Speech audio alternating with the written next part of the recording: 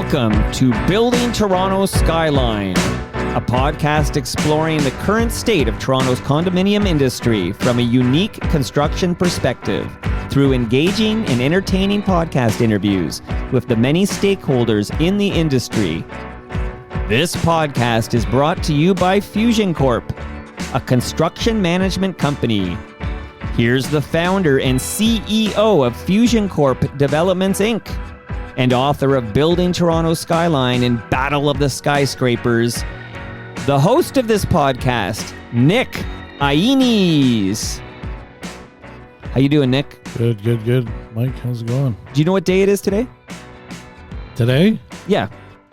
It's Friday the 13th. Oh, wow. That's pretty exciting. Are you a superstitious guy? No, but you should be. I might have to kill you in your basement. You know, we have a witness to this conversation, so if anything happens to me today, Norm Lee knows that he can go straight to the coppers and tell him what he heard. Yeah, there's a lot of war going on today. Well, that's a shame. Hopefully no war in this basement. No war in this basement. Peace. Okay, good. All peace and love. Peace and love. All right. Norm Lee, the famous, you are a very famous guy. Do you know that? I hear I am, but I don't think so. I do my thing. You're very well known. You've got the perfect name and branding. You branded your own name, so you're pretty popular out there. It's really good. So, how are things going these days? Things are going pretty good. All things considered, given what's going on in the market and all the stuff that a lot of people are going through recently. Can't complain. Yes. It's been a bit of a challenge in the industry, and for ourselves, we've had condo projects that are just trying to sell. I don't know if they're going to sell. We don't know, and we were counting on those projects and for our company and to keep our company moving and rocking and rolling. And you get a couple of hits, and it's challenging to deal with all your staff and looking for new projects, and you're looking for rental projects. You're trying to diversify a little bit and pivot, and that's kind of what we did. And one of the reasons why I actually wanted to bring you on here, because I saw your LinkedIn post, and I thought it was very courageous of you and admirable that you basically shared your story with everyone and about the industry and how it affected you, and because I think you had to downsize a little bit. Yep. And give us an update. How are things going now? Tell us a little bit about what happened, and because you know what, I think it's a good story to tell, because there's a lot of people like you. Yep. Even myself, I haven't really downsized too much yet. Yeah. It's coming for everyone. I think the thing is this, when people think about development, I think the first thing they think about is developers. Yeah. They think of these big giant corporations with, someone sitting at the top who sits on millions and billions of dollars of cash. He's sitting on so much cash.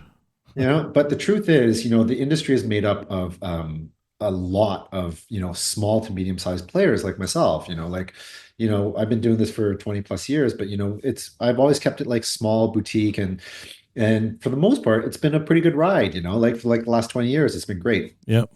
And even through 2008, 2016, there were downturns, but we weathered it, and we did all the right things, we thought anyways, during COVID, which was we didn't staff up. We didn't grow to meet that sort of COVID demand, because everything that goes up must come down. So we said, okay, we'll maintain our business, we'll manage it, but we're not going to grow like crazy.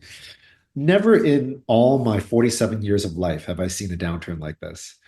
And I was around for the late 90s, and I remember that shock in that system, even as a kid, right? Because I was really into reading the newspaper. Yeah, for sure.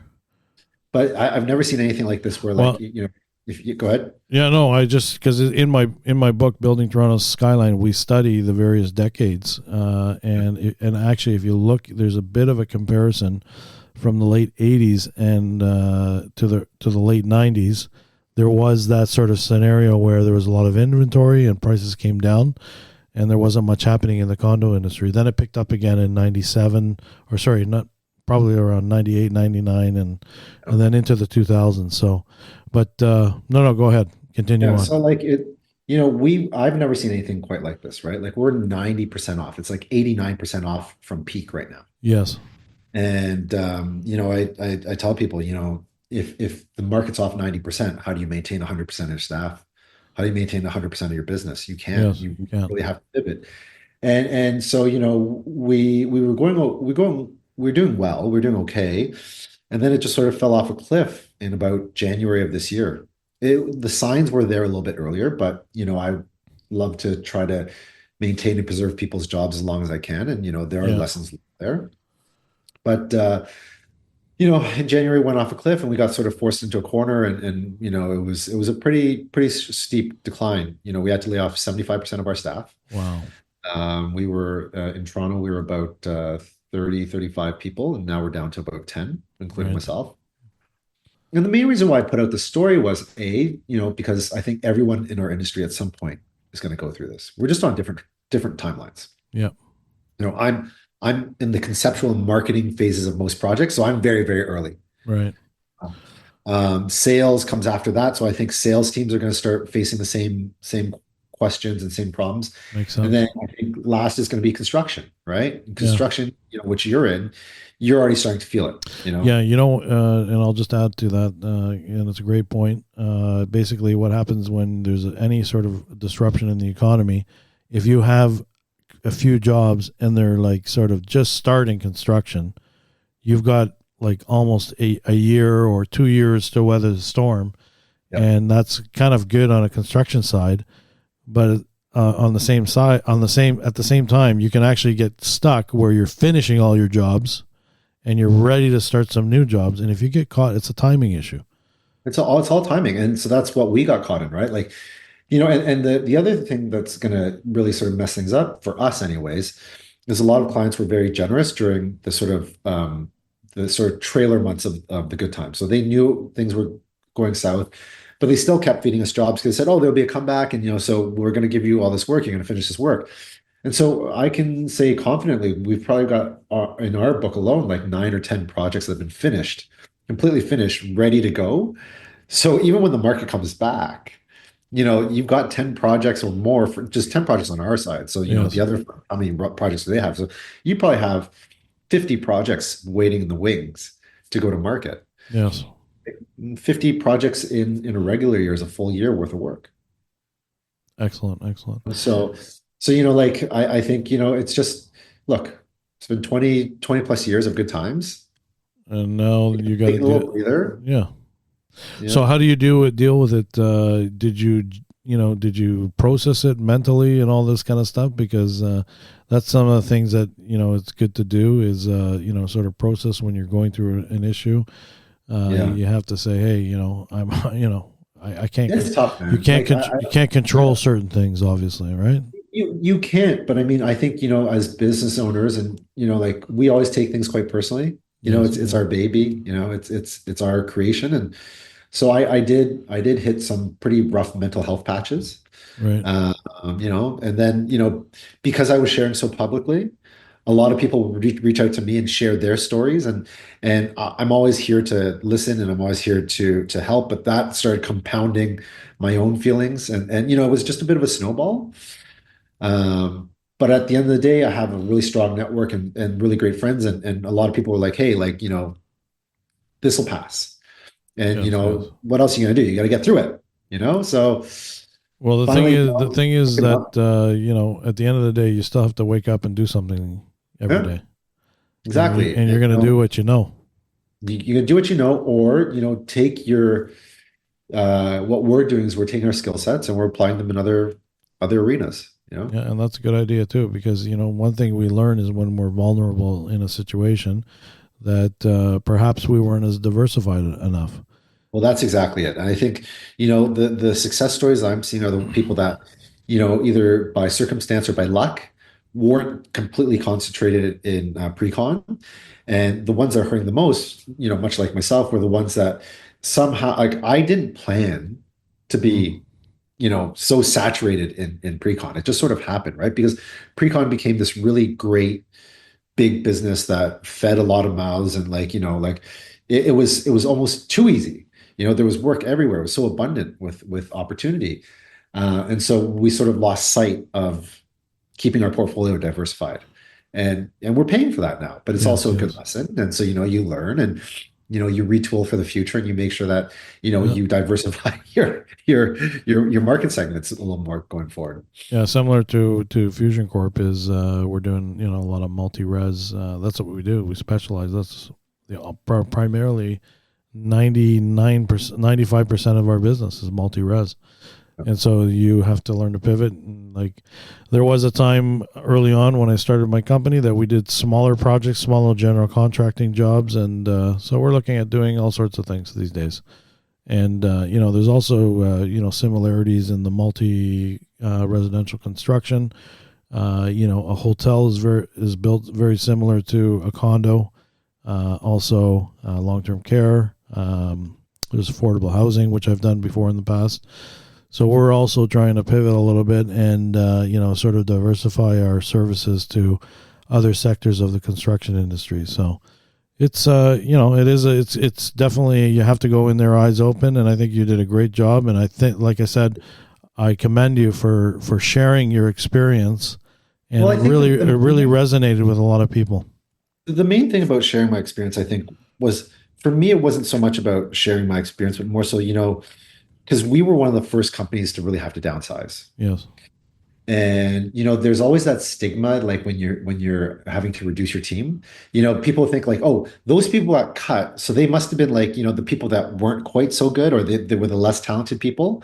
But I wanted to make sure the market understood, we weren't in a situation where we were sort of cutting, for cost savings, like minor cost savings or whatever. Like we had hit a cash wall. I was basically a week away from completely and utterly running out of money. And I didn't want to be with that employer that held on to his staff, didn't pay them, and said, I'll catch you up at a certain point. So, we had to do the right thing, which was to unfortunately lay off those staff immediately. Yes. But I also wanted the message in the market that these were good, solid people and that they're being, laid off by no fault of their own. It wasn't like we were going through and choosing, who we were going to keep. It was just literally like, okay, we need to cut this much cost. Yes. It was just like, it was just like, cool. Got to do it. Yeah. So I wanted to make sure that, employers out there in the market who were looking for talent knew that these were good, solid people. I got to ask you a question. So when you shared your story, did you get more business after? To some degree, yes. So part of it is like, I think I've always had a lot of pride and a lot of, sort of self motivation. And I wasn't always one to reach out and ask for help. No. And even through the sharing of the story, I wasn't really asking for help, but the sort of side effect of it was that people were watching and listening and reading along. And yes, people did actually reach out and send me offers of work that I wasn't expecting. And I was really, really grateful. It just goes to show how, good relationships, Mm-hmm. really help you weather the storm when you need it most. Yeah, that sounds great. And so tell me, what are some of the things you decided to do afterwards now that the, condo market is, basically dead? Yeah. So, So how did you pivot and where did you focus your energies on? yeah, so we in the last few years have been really more active in the overall real estate marketing space. So whether it's with video, social media, stuff like that. So we did a little bit of that. So we're managing a couple accounts. We're creating content for social for developers because the developers that are in the market, they still need that sort of attention and that sort of traction. The one thing I'm really, really into and I love right now is artificial intelligence, Oh AI. yeah, I want to hear about that. I think, AI is going to be such a game changer. It already is. It really is. The thing about AI is that people have said, oh, it's gonna require so much electricity, it's gonna harm the environment, it steals copyright, this, that, and the other thing. I think a lot of those things are partially true, but mostly overblown. What I love most about AI is that it flattens the earth, literally flattens the earth. Mm. All you need is to now have ideas, and if you can think it, you can pretty much do it. At least from in my industry and in terms of a visual communication aspect, the things that I can do now, like I now have the tools of a multi-gazillion dollar Hollywood studio, through my laptop in the cloud. Oh, wow. And so it it allows me to be far more creative and do way higher quality stuff than I ever was before. Wow, that's exciting. So, what are the some like without sharing all of your trade secrets, and we don't want that to be done. What are some of the like? I mean, the only thing I know about AI is right now. Well, I know there's a lot of AI in construction, and it's a pretty exciting subject as well. But obviously, the only thing I use right now is Chat GPT. But where do you go, and what are the AI tools I that are available I in your industry? Yeah, so I mean, like right now, like let's just say like this weekend. So me and my kids, we're using an app called Suno. Suno. So Suno is a songwriting app, Okay. right? So my kids, like we sit in the car with, we'll turn on Apple Music or Spotify, and so often like a rap song will come on or some song will come on, and like even like the most sort of like innocent stuff you can think of, like Taylor Swift, right? There's like slightly inappropriate undertones. For my kids are 7 and 9, Mm. right? So last night we turned on this app Suno, and I said to my daughter, like, and my son, like, write me a couple scenarios. So my daughter says, I'm going to the moon in a spaceship with my friends. Mm. My brother packs a pair of PJs. My friend Eleanor brings her dog, and I'm bringing ice cream. Mm. And so it makes this song, and it sounds like like a pop song you'd hear on the radio with the lyrics that are, related to what she said. Pretty cool. This weekend, we're going to take some films of them, and they're going to use AI to make it look like they're traveling in a spaceship. Oh, So wow. not only have we created a song, now we're going to create a music video to go with it. Oh, that sounds so cool. And so, people are like, oh, how does this have anything to do with anything, right? But the point is, it's like, you know, imagine back in the day what it like. You had to write a song, you had to go to a recording studio, you had to like, lay down the track, you had to this and that and that. In literally 3 minutes, we created a song, and we'll probably spend a few hours on the weekend, putting together this music video. But we're going to do it in our condo or in Yeah, the very park. very cool. We don't need to go to a film studio. We don't need a million people. Like, the three of us are gonna, over the course of 8 hours, write and record a song and make a music video. So does it enhance the creative process, or does it, Absolutely, like because or is it, or are we don't giving matter. too much away at the same time? There's that sort of I think philosophical discussion. yeah, there's that sort of thing where like like you see some of these videos where like uh, people make these fake videos where it's like, oh, there was a video I saw this morning.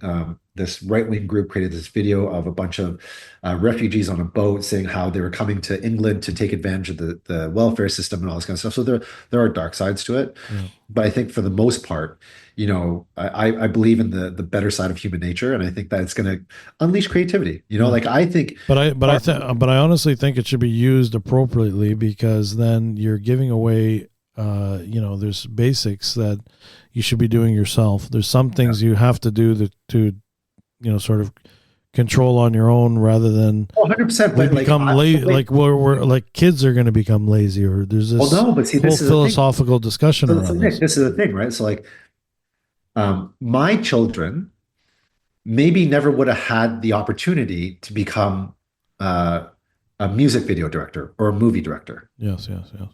But now, just through natural speech and just through their minds, they can create entire videos and movies. Like, Yeah, no, I can understand like, that. it's I understand what you're saying about, like, oh, we have to do things for ourselves, but it's like, look, does anyone know how to read a map anymore? I still know how to, because I was a Boy Scout, so I know how to read a map.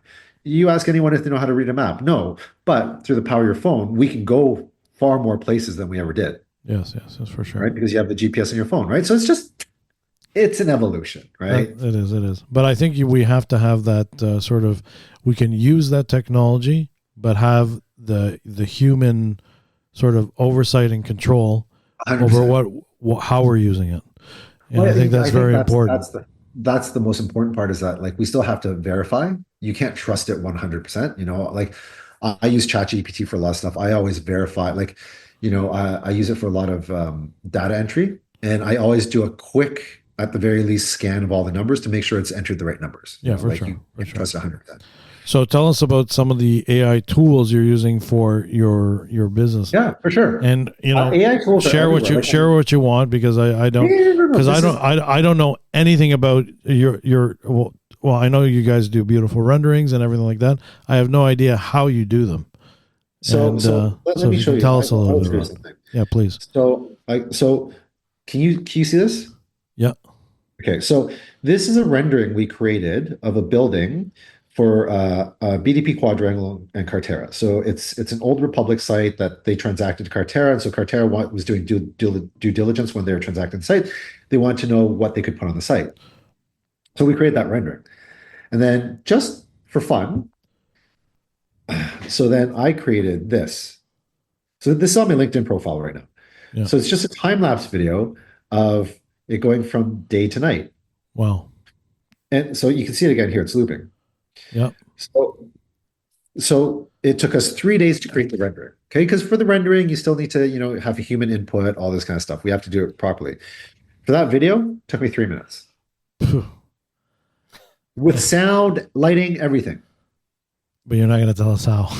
Well, no, I'll tell you how. I use Kling. It's Kling. Kling. I just threw up the image there and I typed in. So the real magic of AI is not so much the tools, because everyone has access to the tools. There's a million tools. You just go search AI video, image to video right now. There's a million tools. Right. The magic is, learning the language of how to tell the AI what you want to do. What you want to do. And that's really it. I say, the most in-demand people in the future are going to be nuclear engineers and English majors. Yeah. Right? Because you're going to need electricity to run the AI, but also you're going to need to know how to tell the AI what you want to do. Very cool. So you're going to have big words in your vocabulary. Well, you can ask AI about those. Yeah, but this is the thing about AI, right? So AI is built on large language models. Yeah. Okay? Which means inherently it generates mediocre results, right? Because it takes the average of all this stuff and tells you what the average is. Mm-hmm. So if you rely on the AI and solely on the AI, by definition, you are going to turn out mediocre crap. I gotcha. That's 90% of AI, but AI is still very powerful. If you know how to give it a very specific and different instruction, it'll do amazing things. But if you just rely on the AI, like all these people that like rely on ChatGPT to write their emails and write their letters and whatever, you can see it. You can see it from a mile away because it's all of the same flavor, right? Gotcha. I always use AI as a starting base, and then I still add my human touch on top to ratchet it up. Very, very exciting. Yeah, that sounds amazing. So I like, there's this one social vlog that's out there about, I guess it was Moses, his journey in Egypt. Did you see that that's one? a good one. That was amazing, Yeah. I love that. But it's incredible what you can do now. And so think about like that Moses thing, right? It was done completely in a computer. If you had to film that in real life, it would have cost you probably $1 million. Yeah, for sure. All the backgrounds, the actors, hair and makeup, the sets, everything. So I have a project in Owen Sound that I purchased with my wife, and we're doing a event venue. We bought an old historic courthouse and jail, and maybe I should get you to do some stuff for us. I was literally just out that way. Oh, were you? Yeah, because we're working on a power station up there. But yeah, a power station. What is that all about? It's a battery station, so it's a battery storage station. Okay, right. I guess they have some issues with like sort of brownouts up there in the summer, so they're storing energy up there now. Oh, interesting. So tell us a little bit about where you're heading right now. So you're using AI. You've got what kind of sectors are you hitting? You're hitting other people now. So yeah, we're visual storytellers at the end of the day. That's what we've always been. Rendering is visual storytelling, and I think that there's opportunities for us to apply that in a million different spaces, especially when I look at AI and I look at the workflows. It's not very different from what we see in rendering already anyways. Yes. Especially on the visual communication side. So we're pretty excited actually. Yeah, that's good. Well, you have this new tool that you can use, and it's opening up a whole new window for you. Yeah, I keep telling people this feels just like when I started my business back in like 2023. Yeah, because you're 2003. 2003. So when I started working in rendering in like 97. Yes. So tell us a little bit about your background. So you went to University of Waterloo for Yeah, so architecture. I went to Waterloo. I went to architecture school, and I I don't even know how I ended up in architecture school. I just did. I And didn't get into Waterloo. They didn't accept me. no, Yeah, I studied architecture, but I went to Ryerson. okay, Still a great school. I thought I was going to go to Ryerson because had kind of wanted to stay in Toronto. Hmm. And then I got accepted to Waterloo, and I wasn't even quite sure why, because I didn't know who the architects were at the time. And they said to me, it's like, oh, do you know who Mies is? I was like, who? Yeah, And they said, how about Corb? I was like, who? yeah, And I'd come in with this portfolio that was primarily, I didn't know what a portfolio was, so like I just brought in like these pieces I'd made in art class as like an 11-year-old kid, 12-year-old kid, right? Well, that's what I did too. Right. And so like I come in with this portfolio of art and I walk into this architecture school and some by hook or by crook I got it. So I quickly learned that, because Waterloo had a co-op program. So I got to try a bunch of different jobs. I was My first job was at actually Quadrangle, which is now BDP Quadrangle, which, I made a lot of good friends there and learned a lot. My second job was at Markham Stouffville Hospital, where I started to learn 3D. And Hmm. then my third job was at a rendering firm. And then that rendering firm gave me an opportunity because after 3 terms, I'd had enough. I knew I wasn't going to practice architecture. And they said, would you come and join a rendering studio? I did. And I worked there for a couple of years and then decided to move on and couldn't find a job. It was 2002. It was not that easy at the time to apply rendering skills because no Yeah, one knew what rendering was. yeah.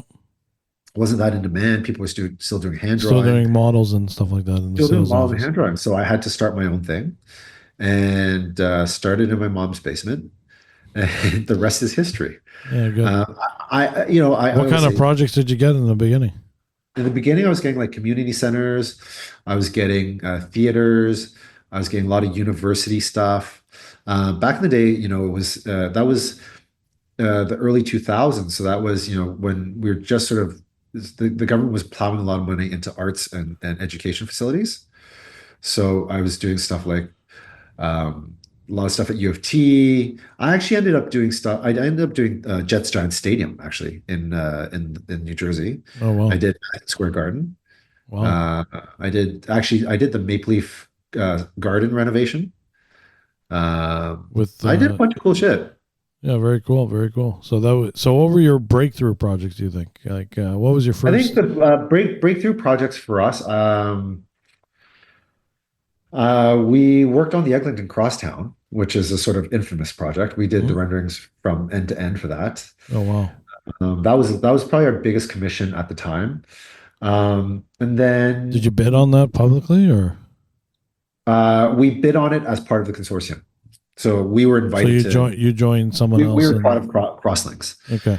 Um, but our breakthrough projects, I mean, I suppose, One Bedford, which was sort of Lantera's sort of premier sort of uh, residential project back then in the early 2000s. We did that. We did Toy Factory with them. That sort of got us into the condo scene a little bit. Um, Bell Lightbox, we won that competition Oh, that's good. with KPMB.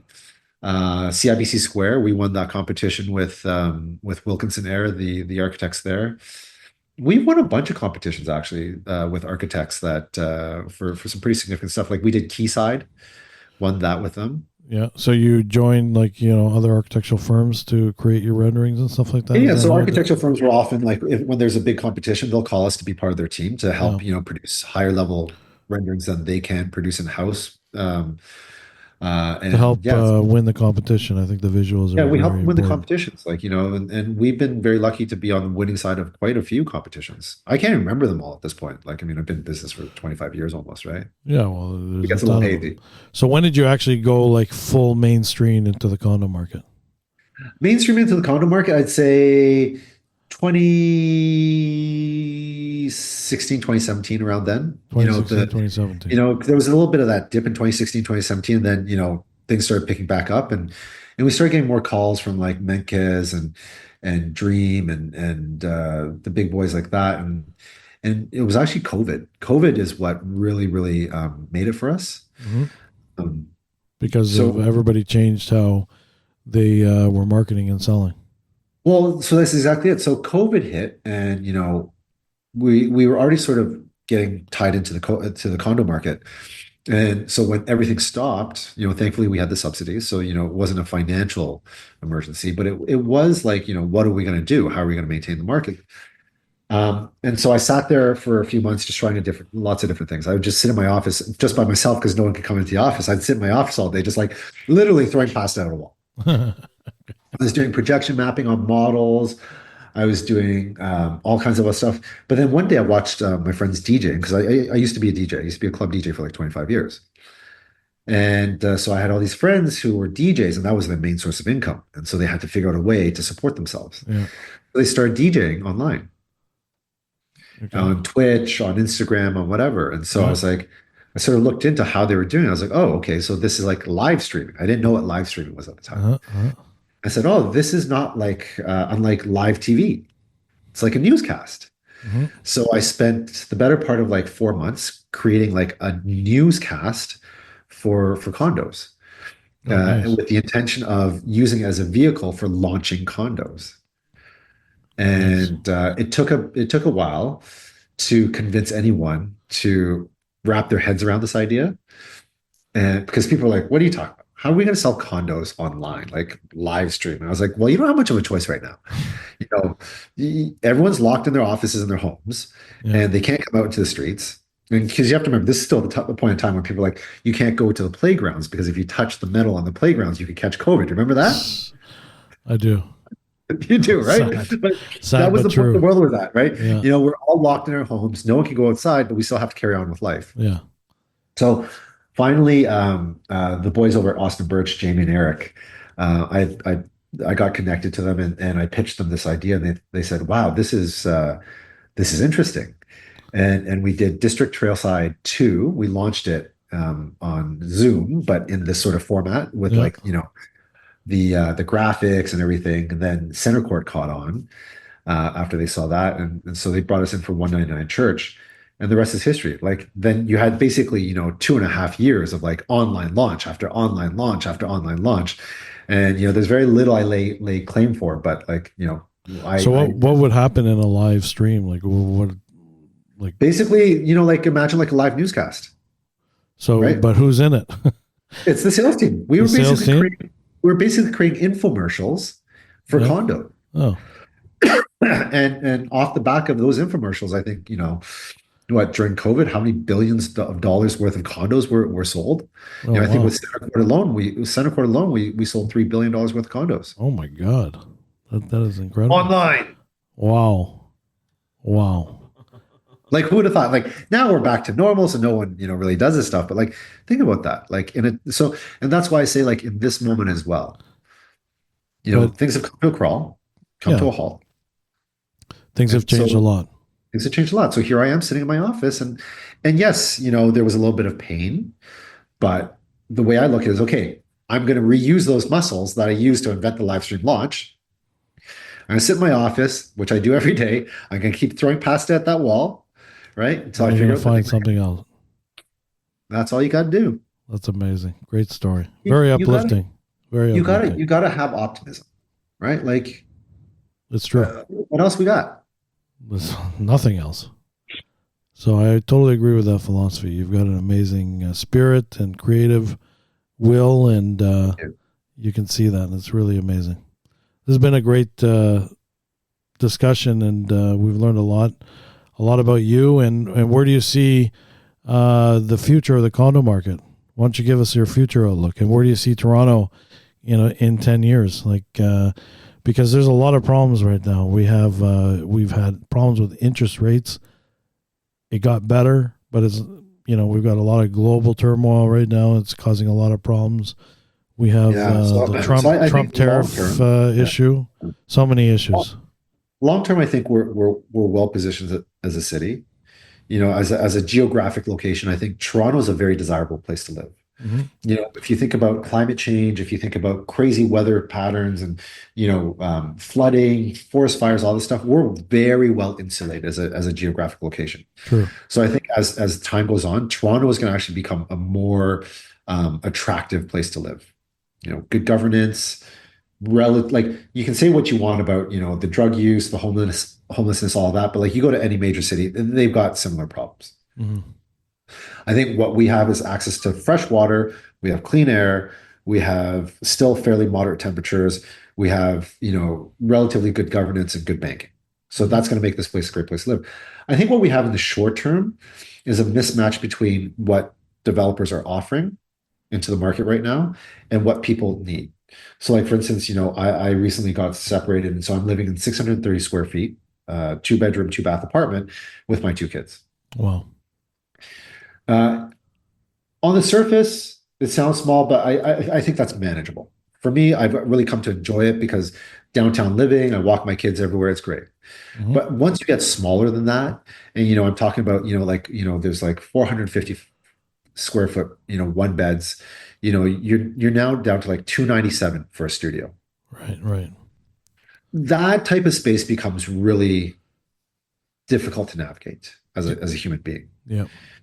And I think that's where the mismatch is. So if there's some way that we can, one developer that we're working with, curated properties, they're being very innovative in terms of allowing buyers to customize and combine units to create bigger floor plans. Interesting. They've moved a couple floor plans where they took a 2 bedroom and a 1 bedroom, combined them together, and made a giant 2 bedroom.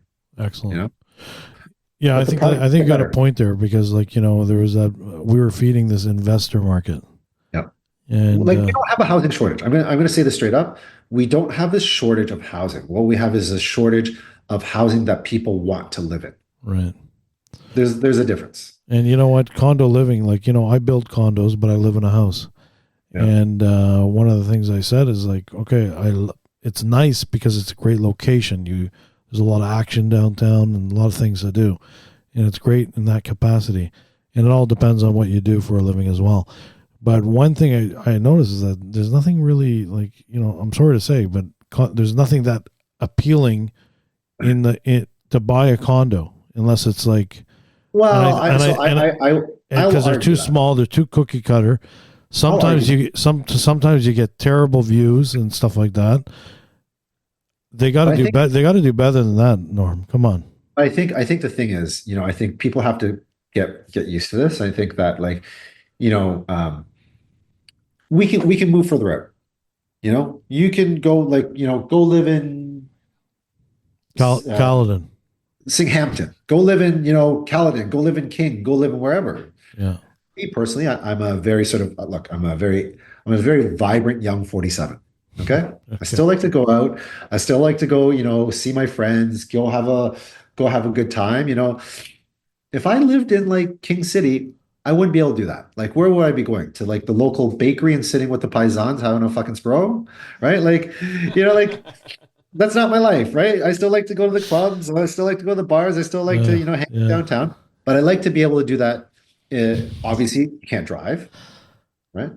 If you're going out and getting so you got to make sure that things you have entertainment around you. And so I always tell people, living downtown, it's not for everyone, but I love it. I love it for my kids. Listen, I wake up most mornings around 4:30. I'm in the gym by 5. Oh wow! The only thing I have to do is I have to take the elevator down a few floors because it's in my building. That's convenient, right? I live in 630 square feet, but I'll often have my entire extended family over twice a year. And that's about 50 some odd people because I've got a party room. But you know what? I'm not paying for that party room 24/7. Mm-hmm. I'm only paying for that party room when I need it. Yeah, fair enough. Fair enough. I've got underground parking. I don't have to brush the snow off my car during the winter. I've got the streetcar at my doorstep. I can walk to the Eaton Center in 20 minutes. Yeah, good. So there are a lot of benefits for condo living, and it's all about benefits. There's a lot of people. A lot of people like space. They like. I think that's a North American mentality. We're so prior to living in a condo, I'd always lived in 2,500 square feet plus. Yeah. I'll tell you this.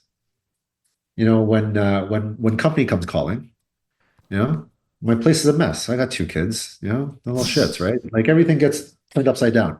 20 minutes, I can have the place clean. Yeah. The house I used to live in, oh my God, like 3-4 hours and we're still not clean. Yeah, fair enough. Well, right? That's why they say chacun son goût. To each his own. Exactly. But crazy. But I also just think that, like, if you believe in a green environment, like people occupying there used to be four of us occupying 2,700 square feet. Yeah. Okay. I can tell you, we're almost always in the same room together. Right. So what do you need that 2,700 square feet for? No, it's true. Like in a big house, you're basically confined to a couple areas in the house, and that's it. You got a wife and kids? I have a wife. No kids right now. Okay. So you have a wife. So likely the two of you spend your dinner time together, but the rest of the time you're in different wings of the house, right? No, we're always together. Okay, even worse. We love each other. but you make the argument even stronger, right? Yeah. Like, how much square footage do the two? Well, we never use anything. We're like confined to one room most of the time. Right. We go to the kitchen occasionally, and we're in the bed. Right, and we're in the bed. Actually, we're in the bed most of the time. So exactly. Hey now. So you could probably reasonably live in about 800 to 900 square feet comfortably. Yeah, no. It is very and I've lived in a condo, so it's not that I can't, talk about the benefits of living in condo living, but it's, it's up to everybody, and it's whatever you want, and there are benefits for both, and pros and cons. And in our housing industry, we offer a number of products, which is good. And you've got that missing middle housing that might open up some different types of housing for people where they can get that suburban sort of lifestyle if they want it. If they want that more quiet living, they can live in the suburbs. There's probably more product available for them now, or more choice. Maybe there's going to be more affordability as well at some point. But that's the exciting thing about our industry. Are you guys working remotely, your team? Yeah, so we work remotely 3 days a week. Okay. I have everyone come in 2 days a week. We're a creative studio, so I still believe that people need to come in and see each other. Yeah, each other. Look, there's lots of benefits to remote work. I personally love at least 1 day a week working from home. I think it's a good thing, but I still think people should be getting together. I think, just to tie back to the previous conversation, I don't think Canada has an affordability issue when it comes to housing. I think what we have a productivity, and we have a income problem. Like what I do really, I feel for my team sometimes when the subject of compensation comes up. They're not getting paid much more than I was when I first started in the industry 20 some odd years ago, if you think about it. Yeah. Dollar for dollar. And that's because, we as a country have really not progressed that far financially. Well, hopefully things are going to change. The housing has gone up, but like in terms of people's actual salaries. And so when you talk about remote work, I think that's something we all need to get our heads around, is like, we need to find that better balance. Right. Sounds good. There are benefits of being together in an office and working together that creates sort of more productivity and more sparks. I understand how people also say being at home here and there makes them more productive. Well, but I wish people would just sort of understand that, if we want more stuff, we have to work a little smarter. I don't believe in working harder. I believe in working smarter. I don't think this country is working that smart right now. Fair enough. And you know what? We're going to change over the course of the next decade. So I think maybe with our new prime minister, we're going to give him a chance and see what happens. Gotta give everyone a chance. So Norm, it was a pleasure. We've never met before, but I feel like I've known you for 40 years. Okay. Maybe we would have met when we were 8, but anyways, just kidding. But it was a real pleasure to talk to you today. You did an amazing job. You told a great story, and I really loved our conversation. And thank you very much for joining. Me on. We're going to grab a coffee or a beer one of these days. Sounds good. And thank you for listening to Building Toronto's Skyline, a podcast exploring the current state of Toronto's condominium industry, proudly brought to you by Fusion Corp Developments, Inc. Please share, like, and subscribe. See you again. This is another doubleheader, a Friday the 13th doubleheader. We have Mark Cohen next. Wow. Tune in. Don't miss a syllable.